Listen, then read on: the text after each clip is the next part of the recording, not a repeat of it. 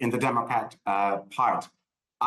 Historically, the Democrats have maintained a very clear leadership. They don't challenge the leader because it's a very much a party of different schools, different socio-political backgrounds, different racial backgrounds, different economic backgrounds. And the one way to ensure that they do get voted in is to unite around an agreed leader.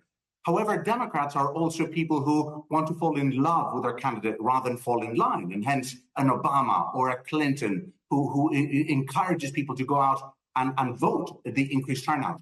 The risk that the Democrats are facing right now is that, yes, admittedly, Biden has been very disappointing. We've seen a couple of recent interviews, the interview, but also the debate. He's clearly been very disappointing. But number one, I don't think that there's anyone else right now who could win Trump so late in the race.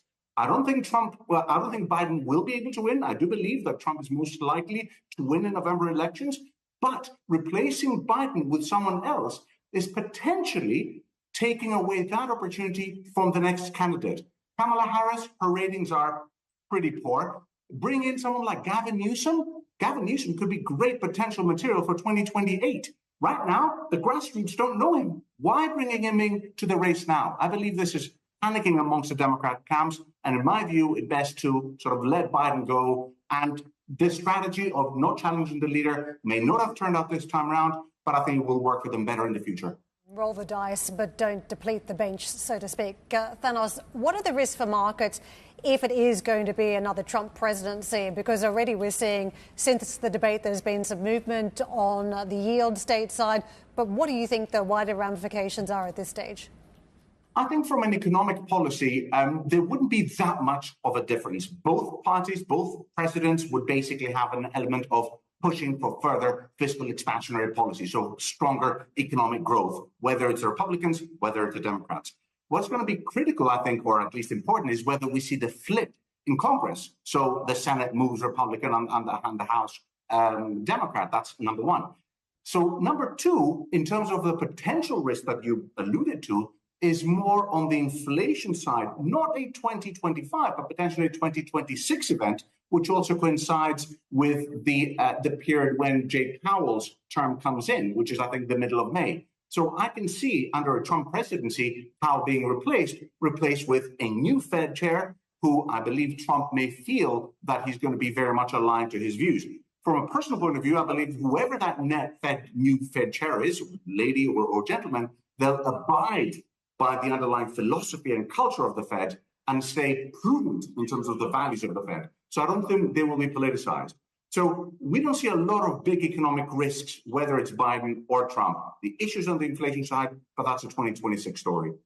Yeah, Thanos, I mean, the story becomes very interesting because both men now have a record of being in the House, right, in the White House, that is. And clearly their records have differed. One has been more drastic, one perhaps a little bit more benign in trying to ease things out, that being Biden. Where do you think their policies now stand? And I mean, I know it's not necessarily a forte to just be an economic analyst here, but just with regards to what the market is looking for and what could come out of both of these candidates. There is, you mentioned something which I think is very interesting, and I don't necessarily agree with, and that is that the Biden has been more benign. If we look at the geopolitical strategy, yes, Trump did raise the issue with China. He raised the tensions, the sign of the U.S. tensions, basically saying this is not a fair deal. We need to address the bilateral agreements. And he went around it, or he went about it in his own personal way. However, the Biden administration was much more hawkish on China since Biden came into power. And the Sullivan Doctrine, I believe it was in October of 22, turned things quite hawkish. So the Biden administration has been hawkish in terms of China. They took out from Afghanistan their army without letting anyone know within the allies, replaced France with Australia in terms of AUKUS.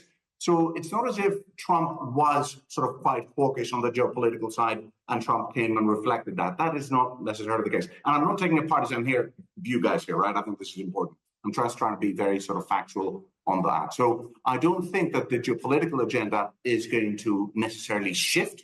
There is a discussion on NATO, and we're going to be discussing NATO over the next week in Washington. But I don't necessarily think that the Biden administration came in and calmed things down geopolitically.